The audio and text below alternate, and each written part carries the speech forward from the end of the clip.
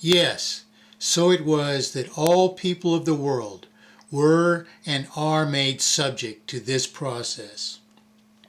And nowhere did an intelligent or apprised public determine oppression served them. Never were fundamental principles of service ascertained, because they cannot be ascertained. Never even was a tolerable magnitude of oppression or disservice decided, for the imposed process of unearned taking is irreversible and self-escalating so long as the abomination which maketh desolate exists. Any zombie can run from it. Any zombie can pretend it doesn't exist. Any zombie can pretend they understand it and turn away. Any zombie can pretend to justify it or a zombie's support of it, both of which ensure destruction to all of us. But in the end, all that exists falls to the glorified printing house, which peddles the very zombie's promise to pay the zombie, subject to a commitment which multiplies the zombie's promise to pay forever, inevitably then into more than the zombie can pay. The last few ticks of the clock now remain. The day of utter failure is inevitable. The mounting wastage everywhere around you tells even zombies that day is nigh. Now then, because that process is irreversible and self-escalating, you can only give it all up to them who provide you nothing but the shame of knowing your own disservice to all that so many before you have died for, so that good men could be free. Could be free. What do I mean by that? No. What have you instead made purported freedom? Do you mean having no choice but to borrow your own promise to pay from a printing house, that it can dispossess not only you, but all the rest of us, of everything we will ever produce? Is it even your right to do that to the rest of us? To anyone? To your own progeny even? Really? And what even for? In all eternity, there will never be a good answer to that question. Trust me, vast evil everywhere around us emanates from the wrong answers, and any answer is the wrong answer. Evil, a good friend of mine often reminded me, is that which is against you. What does that mean, that which is against you? Is a person evil if they choose what is against their self? In a purportedly self-determined country, certainly, for they compromise the rest of us with them.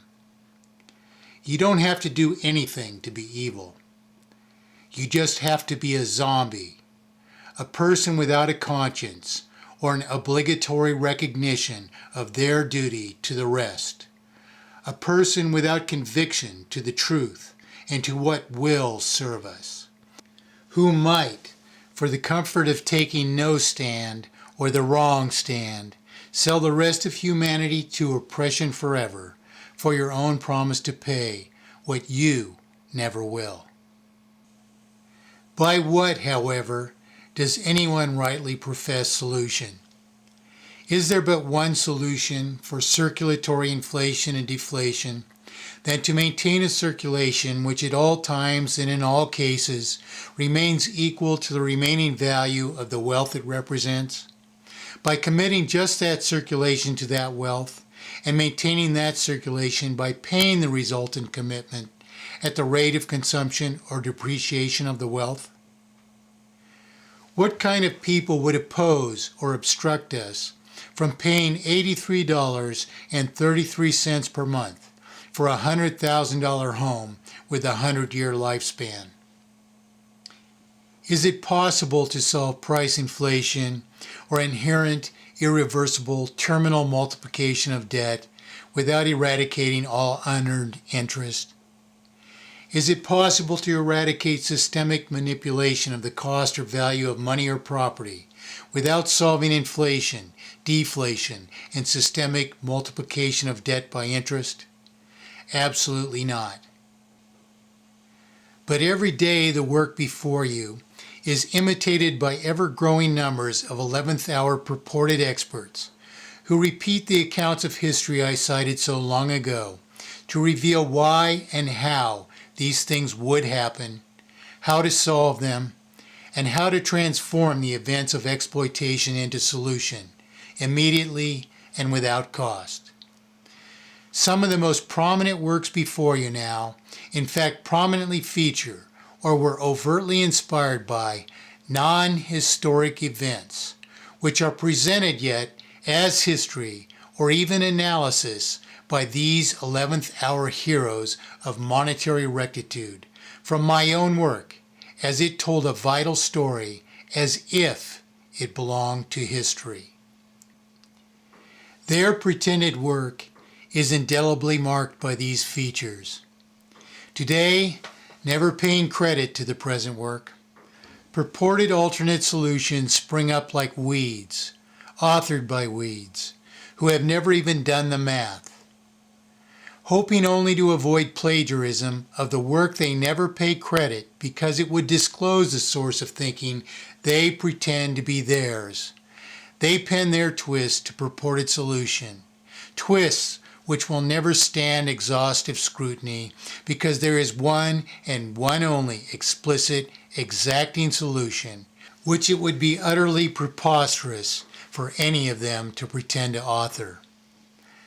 Pretender after pretender thus digs up some few iotas of history which never even needed to exist to sustain a fact of singular solution, and summarizing the vital thought in ways its perceiver never wrongly would, as a Ponzi or pyramid scheme, or blaming failure on what are only downstream consequences. They shove yet their 15 seconds of careless rumination before you as yet another prospective solution, always without accountable qualification.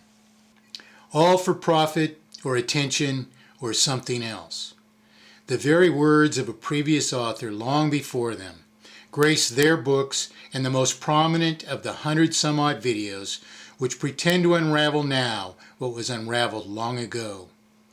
The weeds themselves have registered these stealings forever, not only in the words they published which were not theirs, but in their pretended solutions which are about to fall in the contest which will, therefore, escalate.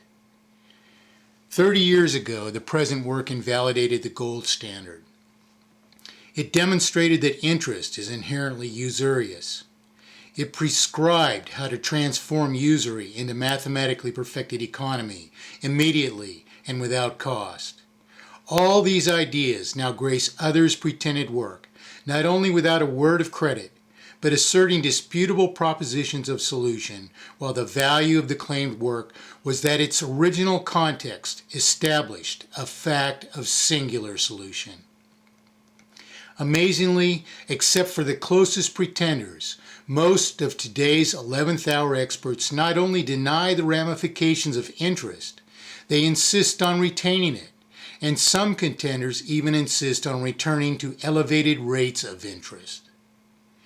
You have authors who have closely emulated even my papers on interest inherently generating usurious sums of debt, purposely instead advocating solutions they themselves admit are imperfect, which retain one form or another of interest, and wherever is their math. Radio shows, having promoted and peddled contending works featuring not only my very words as theirs, but authors whose attempts to disprove interest multiplies debt have themselves been disproven in my web pages for years, and refusing somehow ever to answer a single email from me, while a production manager has for years been a recipient of our newsletter, just now are announcing that they are about to discover that interest is the fundamental cause of our problems, having stolen from this very work years ago, and now, only meaning to cover the errors of their previous profiteering.